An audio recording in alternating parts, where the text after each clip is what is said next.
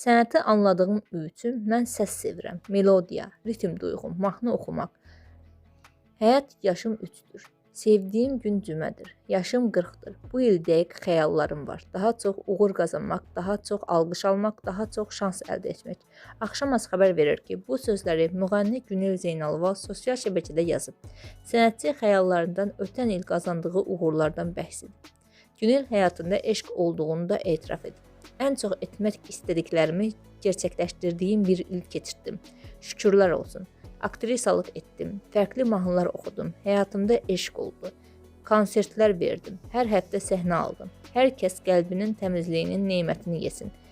Bilə bilməzsən kimin duası gerçəkləşəcək. Ona görə də sevənlərimə də dua edirəm.